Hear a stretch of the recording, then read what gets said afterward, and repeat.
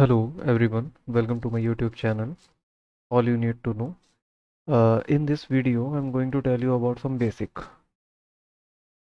तो सबसे पहले हम देखेंगे इस चैप्टर में नंबर सिस्टम में नेचुरल नंबर्स के बारे में। नेचुरल नंबर्स होते हैं काउंटिंग नंबर्स होते हैं बेसिकली। और ये बहुत बेसिक सी चीज़ है। कई सारे आप में से कई लोग जानते भी हैं इसके बारे में, लेकिन फिर भी मैं बता दे रहा हूँ because it is a part of your syllabus. तो first of all natural numbers हमारे सिंपली काउंटिंग नंबर्स होते हैं, जैसे कि 1 2 3 4 एंड सो ऑन। ठीक है, ये सब होते हैं नेचुरल नंबर्स। अच्छा, इसके बाद में आते हैं होल नंबर्स। होल नंबर्स क्या होते हैं? Counting numbers with zero. Counting numbers with zero इसका मतलब सिंपल सा है, बस हम इन्हीं काउंटिंग नंबर्स में जीरो को और ऐड कर देंगे एंड ये हमारे होल नंबर्स हो जाएंगे। तो 0 1 2 3 4 5 एंड सो ऑन, ये हमारे होल नंबर्स हो गए। को प्राइम्स। को प्राइम्स क्या होते हैं? को प्राइम्स थोड़े से जानने बहुत इंपॉर्टेंट हैं, क्योंकि ये आपके सिलेबस में भी हैं और काफ़ी टेक्निकल टर्म है। कई सारे स्टूडेंट्स के बारे में नहीं जानते हैं या इसको इग्नोर कर देते हैं। तो इसको समझिए।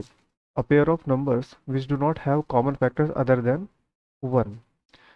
इसका मतलब ये है कि दो नंबर्स ऐसे हो सकते हैं, फॉर एग्जांपल जैसे 4 और 9 ले लेते हैं।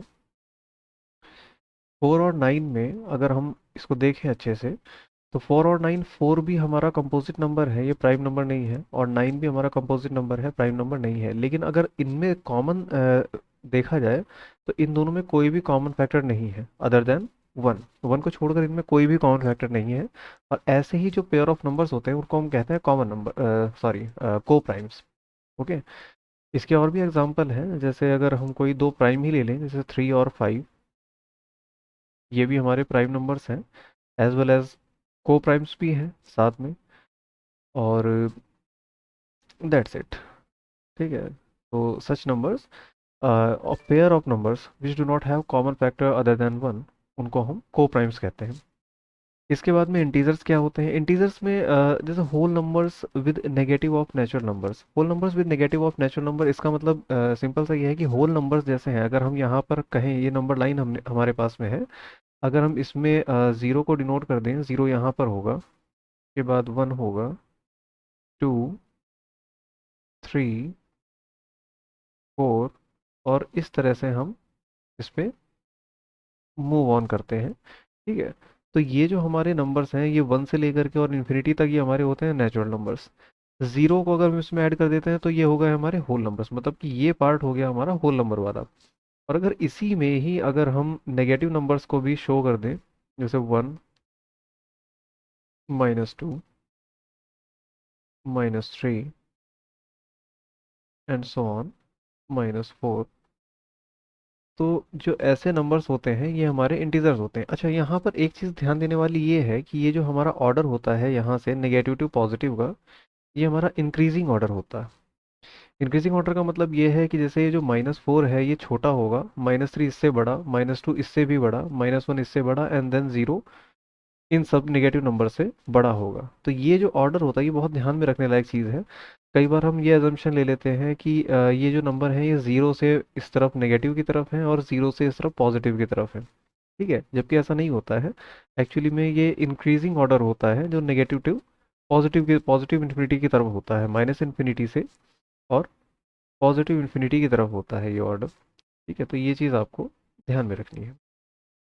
अब हम रैशनल नंबर्स के बारे में सीखेंगे। रैशनल नंबर्स क्या होते हैं? रैशनल नंबर्स होते हैं, जैसे कुछ नंबर्स आपने देखे होंगे जो पी बाई क्यू की फॉर्म में होते हैं, या इसकी कंडीशन भी कह सकते हैं कि ऐसे नंबर पी बाई क्यू की फॉर्म के होते हैं जहाँ पर क्यू जो होता है वो ज़ीरो के इक्वल नहीं होता है। ठीक है। एग्जाम्पल है ऐसे नंबर्स का, जैसे 2/3, 1, इसके नीचे हम 1 को अज्यूम कर सकते हैं, -2, इसके नीचे भी हम कोई भी डिनोमिनेटर अज्यूम कर सकते हैं, 1।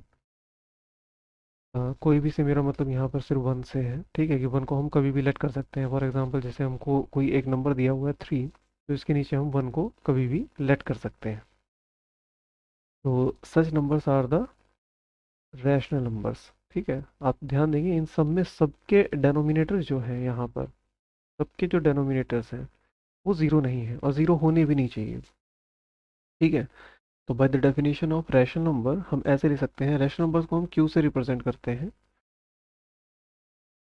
सच numbers the form of p by q such that p and q belongs to integers. p and q belongs to integers and q should not be equal to 0।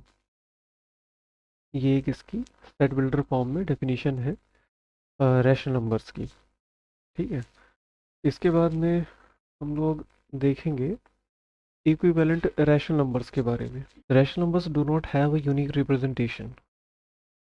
इसका मतलब ये होता है कि अगर कोई रैशनल नंबर लिखा हुआ है जैसे 1/2 और इसको हम 3/6 भी लिख सकते हैं, इसी को हम 4/8 भी लिख सकते हैं।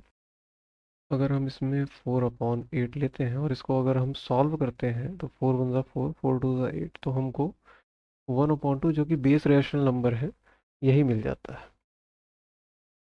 अच्छा, बेस रैशनल नंबर से अगर आप इक्विवेलेंट रैशनल नंबर बनाना चाहते हैं तो सिंपली कुछ नहीं है, आप इसी में एक किसी भी नंबर से ऊपर नीचे इसमें मल्टीप्लाई कर सकते हैं।